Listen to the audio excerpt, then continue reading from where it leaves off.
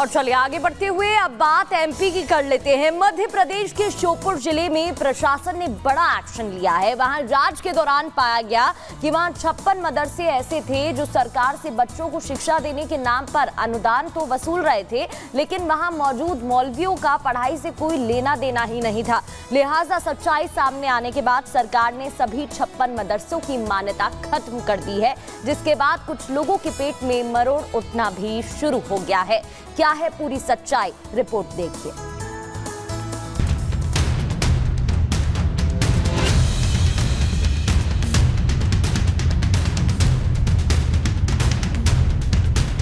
मध्य प्रदेश के श्योपुर जिले में 56 मदरसों की मान्यता रद्द कर दी गई है। दरअसल श्योपुर जिले में 80 मदरसे संचालित हो रहे थे। इनमें से 54 मदरसे ऐसे हैं जिन्हें सरकार से अनुदान मिल रहा था। शिक्षा मंत्री उदय प्रताप सिंह ने इसकी वजह भी बताई।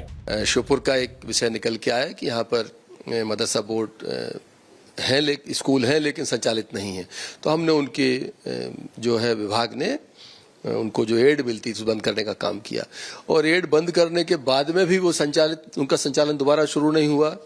जब भौतिक सत्यापन के लिए विभाग के लोग गए तो वहाँ स्कूल पाए नहीं गए, बच्चे नहीं थे, तो स्वाभाविक रूप से इन परिस्थितियों में बंद करने के अलावा सरकार के पास कोई दूसरा विकल्प नहीं था।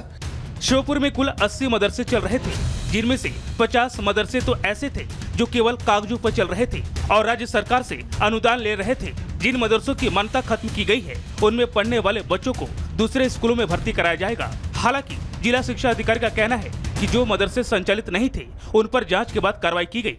56 मदरसे संचालित पाए गए थे, जिसके रिपोर्ट मदरसा को वहाँ आयुक्त लोक शिक्षा को भोपाल भेज दी गई थी। केवल 24 मदरसे थे जो यहाँ विधिवत संचालित, मतलब उस समय संचालित पाए गए थे। मदरसे तो नियमों के साथ खिलवाड़ करने पर बंद किए जा रहे हैं, लेकिन कांग्रेस को इसमें भी राजनीति नजर आ रही है। कांग्रेस नेता ने आरोप लगाते हुए कहा कि केवल तुष्टीकरण की राजनीति की जा रही है। भारतीय जनता पार्टी मदरसे के नाम पे हमेशा से राजनीति करती आई है, ये कोई नई बात नहीं है। भाजपा ध्यान मोड़ने के लिए, लोगों का ध्यान मोड़ने के लिए इस तरह के काम करती है। इनका उद्देश्य सिर्फ राजनीतिक है, इसलिए सवाल खड़े होते हैं। अगर कोई मदरसा संचालित नहीं हो रहा है तो मदरसा बोर्ड हमेशा ही उन तमाम मदरसों को बंद करता है। कांग्रेस ने मदरसे बंद किए जाने पर सरकार पर भी जमकर निशाना साधा और बंद पड़े मदरसों को अनुदान देने पर सवाल उठाए। कि वर्षों से ये मदरसे चल रहे थे और जब जांच की गई तो ये वर्षों से बंद पड़े हैं। जब वर्षों से बंद पड़े हैं तब ये सो रहे थे क्या? और बंद पड़े मदरसों को इन्होंने अनुदान क्यों दिया? और अगर दिया है तो जिन्होंने अनुदान दिया है उन पर आपराधिक मुकदमा दर्ज होगा क्या? तत्कालीन मंत्री पर आपराधिक मुकदमा दर्ज होगा क्या? और जो अभी मंत्री इस विभाग के मंत्री हैं उन्हें भी इस्तीफा दे देना चाहिए। मध्य प्रदेश में अब सभी मदरसों का वेरिफिकेशन कराया जाएगा और जो राज्य सरकार के नियमों के अनुसार नहीं चल रहे थे, उनकी मान्यता खत्म कर दी जाएगी। Bureau report, Republic Bharat.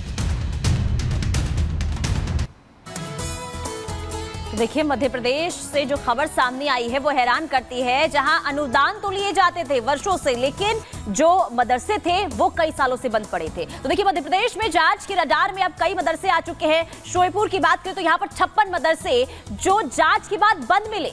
मदरसा बोर्ड ने खत्म की सभी मदरसों की मान्यता। 56 में से 54 मदरसों को अनुदान लगातार मिलता था, वर्षों से अनुदान मिलता था। अनुदान के बावजूद नहीं यहाँ पर पढ़ाई हो रही थी और यही अब सवालों के घेरे में। प्रदेश भर के डीईओ को अब जांच के आदेश दे दिए गए हैं। नियम तोड़ने वाले मदरसों की मान्यता अब रद्द की जाएगी। एक्शन में देखिए अब सरकार जो है आ चुकी है। वजह यही है कि पैसे तो लिए जाते थे लेकिन मदरसे जो हैं वो चल ही नहीं रहे थे। अगली खबर क्या है, रुक करते हैं।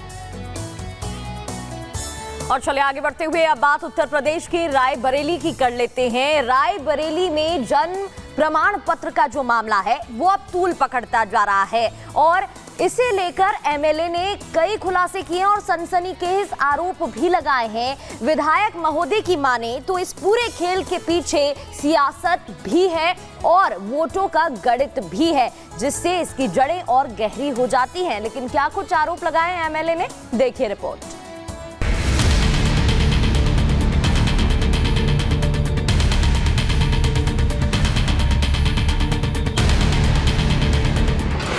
क्या है रोहिंग्या का रायबरेली कनेक्शन?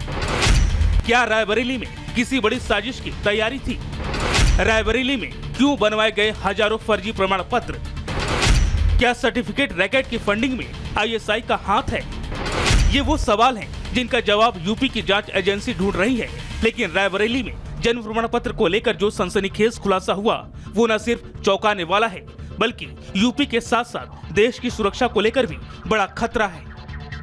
ग्राम विकास अधिकारी विजय प्रताप यादव और 2 CHC संचालक जो कॉमन सर्विस सेंटर चलाते हैं उसमें रियाज खान और उनका लड़का जीशान खान, इन दोनों लोगों ने मिलकर के तीनों लोगों ने मिलकर के ग्राम विकास अधिकारी जो है उसकी ID और पासवर्ड लेकर के अपने घर पे CSC सेंटर में लगभग 19,000 से 20,000 के आसपास ऐसे प्रमाण पत्र बनाए हैं जो ना तो यहाँ के रहने वाले हैं और ऑलमोस्ट उसमें ज़्यादातर लोग रोहिंग्या या बांग्लादेशी, ऐसा सुनने में आ रहा है कि ऐसे लोग हैं।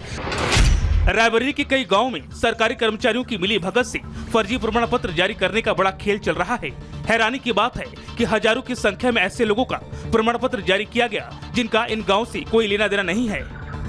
केवल एक जन सेवा केंद्र से 19,000 से अधिक प्रमाण पत्र जारी किए गए। इस खुलासे के बाद ATS जन सेवा केंद्र के संचालक जीशान खान को गिरफ्तार कर पूछताछ कर रही है। इस मामले का खुलासा होने के बाद रिपब्लिक भारत की टीम ने रायबरेली के सलोन से विधायक अशोक कोरी से बातचीत की, जिसमें निकलकर सामने आया कि रायबरेली के हार में इन फर्जी लोगों की भी बड़ी भूमिका थी। तो ये राष्ट्रीय सुरक्षा से जुड़ा हुआ मुद्दा भी है, निर्वाचन आयोग से जुड़ा हुआ मुद्दा भी है और बहुत सारे ऐसे ग्रुप्स जो देश विरोधी गतिविधियों में संलिप्त हैं, चाहे वो ISI से जुड़े हुए हों, चाहे ह्यूमन ट्रैफिकिंग और PFI जैसे मामलों से जुड़े हुए हों, ऐसे बहुत सारे ग्रुप्स हैं जिनसे उनके तार जुड़ते हैं। इस जन्म प्रमाण पत्र के बनने के बाद आधार कार्ड और वोटर कार्ड भी बनाए जा सकते हैं। बीजेपी विधायक का मानना है कि इन्हीं कारणों से 2024 के लोकसभा में जमकर बोगस वोटिंग हुई। तो ये बोगस वोटिंग से जुड़ा हुआ भी एक गंभीर मामला है, क्योंकि ऐसे लोगों ने जिनका प्रमाण पत्र यहाँ पर बन गया उसके के आधार पर उन्होंने आधार कार्ड बनवा लिया, फर्जी वोटर ID कार्ड बनवा लिया और यहाँ पर बहुत बड़े पैमाने पर बोगस वोटिंग हुई है। तो ये राष्ट्रीय सुरक्षा से जुड़ा हुआ मुद्दा भी है, निर्वाचन आयोग से जुड़ा हुआ मुद्दा भी है। सलोन से विधायक अशोक कोरी ने इस मामले की शिकायत CM योगी से भी की है। ये इस तरह का बड़ा गंभीर मामला है और इस पर हम लोगों ने माननीय मुख्यमंत्री जी से मैंने व्यक्तिगत रूप से मिलकर के उनको पत्र भी सौंपा है कि इसकी केवल एक तहसील स्तर पर ये मामला न रुके, इसको पूरे प्रदेश स्तर पे और मैं कहूँगा पूरे देश स्तर पे इसकी एक वृहद रूप से जांच होनी चाहिए। रायबरेली में रोहिंग्या मुसलमानों को जन्म प्रमाण पत्र बनाना एक बड़ी साजिश की तरफ इशारा कर रहा है।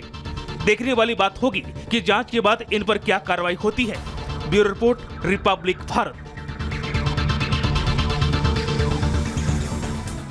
तो रोहिंग्यों की घुसपैठ की खबर और क्यों रायबरेली को लेकर तूल बढ़ता जा रहा है, पॉइंटर्स के जरिए आपको बताते हैं कि उत्तर प्रदेश के रायबरेली को लेकर क्या कुछ बड़े खुलासे हुए हैं। रायबरेली में 20,000 फर्जी प्रमाण पत्र बनने का मामला आया। फर्जी प्रमाण पत्रों का रोहिंग्या कनेक्शन निकला। उत्तर प्रदेश के गांव में रोहिंग्या घुसपैठ की खबर मिली और ये चौंकाने वाला खुलासा हुआ। इसके पीछे 3 चेहरों से पर्दा भी फाश हुआ और ग्राम विकास विभाग के कई अधिकारी इसमें शामिल बताए गए।